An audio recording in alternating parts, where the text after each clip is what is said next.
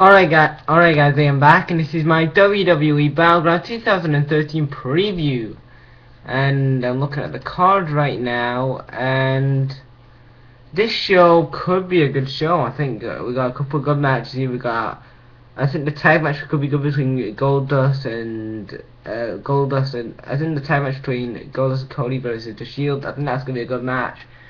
And I think the Dolph versus Sando match, that could be a good match. I think the Punk Rabbit match could be good.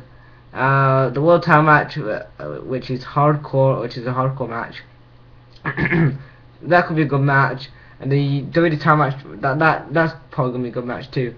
So the first match I'm gonna talk about is the YouTube pre-show, which is the YouTube pre-show. It's Dolph versus Sandow.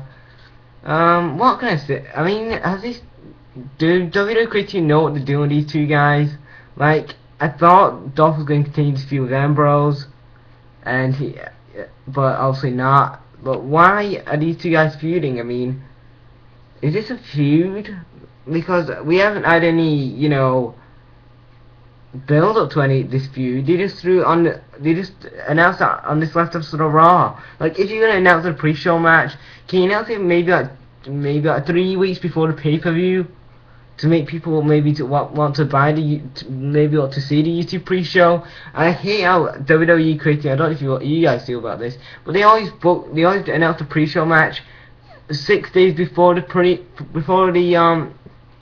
damn show. And how are people going to be excited about that pre-show match if it hasn't been built up weeks going into the pay-per-view? I absolutely hate that. Why are WWE creating doing that all the time?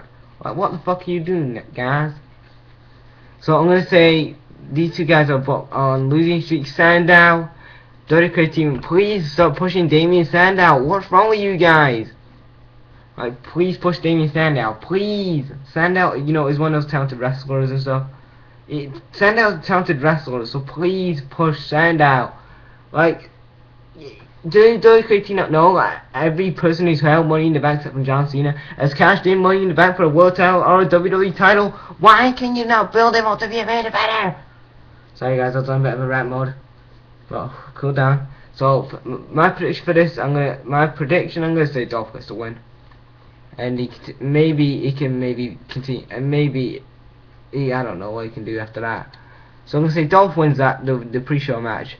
The second match I'm going to talk about is Bray Wyatt versus Kofi Kingston. This was announced on SmackDown, so this is a SmackDown spoiler, so if you don't want to be spoiled by this, just put me on mute or something.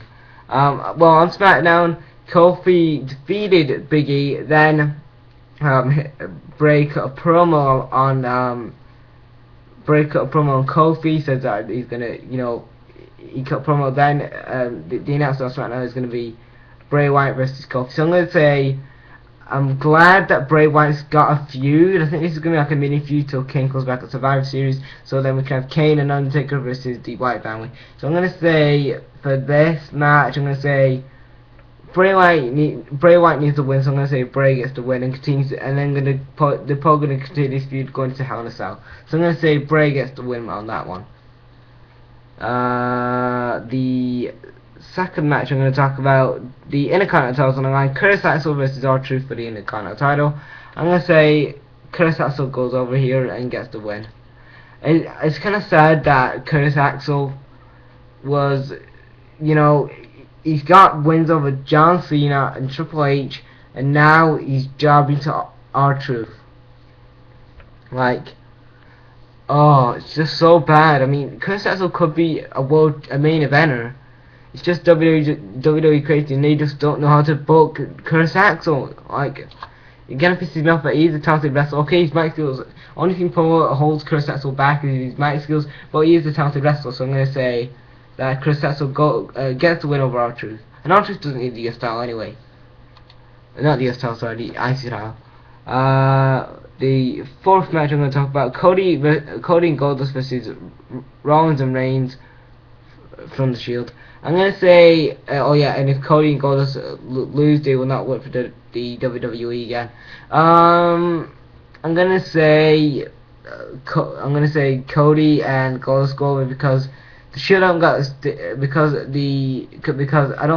because I kind of see this feud continuing with these four guys, and I don't, maybe Survivor Series we can have this match again. Maybe they can put the tag team titles on. Maybe at Hell in a Cell they might have the Usos versus Cody and Goldust versus the Shield versus Rollins and Razor tag titles. Maybe they'll do like a triple threat tag match at Hell in a Cell for the tag belts. But for right now, I'm gonna say Cody and Goldust will get the win here, and they probably continue the feud at Hell in a Cell and Survivor Series. The fifth match I'm going to talk about, AJ Lee defended the Divas title against Brie Bella. Brie Bella has recently turned face. The Bellas have turned face recently, so I'm going to say that Brie Bella goes over and gets the win. And then maybe feud with Paige from NXT. If you guys don't know who she is, she's like a British wrestler. She's a British diva. So yeah. Because I heard that rumors that they're maybe going to call Paige up to the main roster. So that could be interesting. That we could maybe see an AJ Lee and Brie Bella and Paige feud, because Paige did recently turn heel on NXT. Then the sixth match I'm going to talk about is for the world title. It's Del Rio versus RVD in a hardcore match. Why is this a hardcore match? I mean, it doesn't make any sense, because we're in a PG era. This ain't the ruthless aggression era. This ain't the attitude era anymore. We're in the PG era. It's not gonna work very well. We're probably just gonna have kendo sticks and chair shots to the back. We're not gonna have thumbtacks or light tubes or anything like that. So for all you ECW fans going, oh well, we might have some light tubes. No, we're not having any light tubes. We're not having any thumbtacks, because it's in the PG era. We're probably just gonna have some chair shots to the back, a kendo stick, maybe a mop. I don't know. So I'm gonna say this feud, okay. I mean, this feud hasn't been built. This feud hasn't been built. As the best build.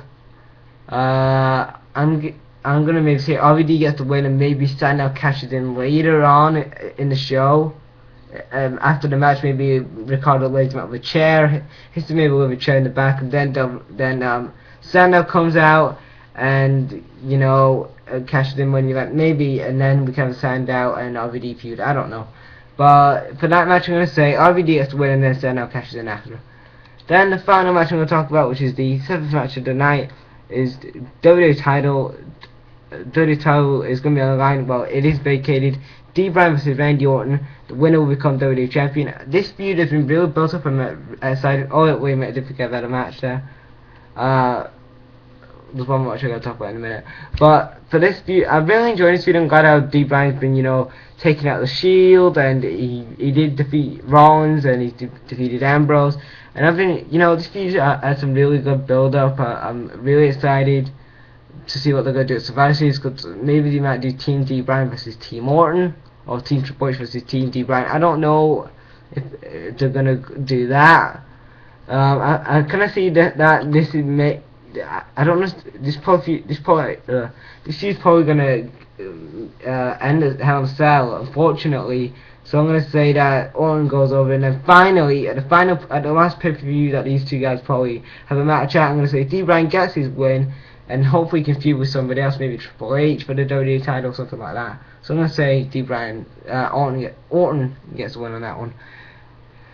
Then, 8th match tonight, CM Punk versus Ryback. This has been, I'm excited for this match. I'm excited for this match because this feud has been building up. Paul Heyman defeated Punk. Now James Punk wants to get his hands on Heyman, but remember he's got to go through all the Paul Heyman guys.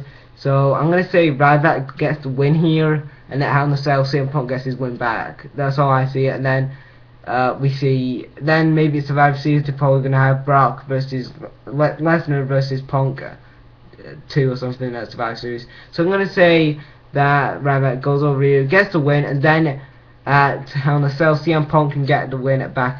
He can get his win back at Hell in a Cell.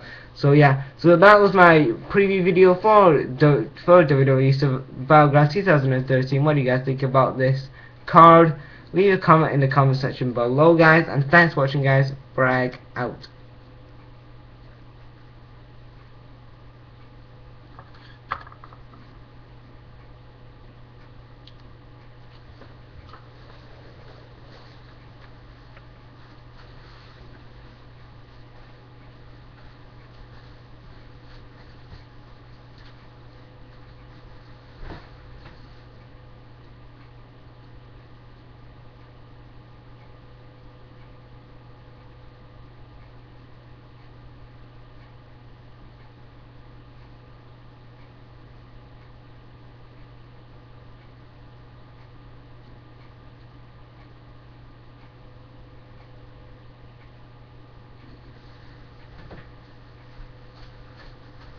Are you guys still on?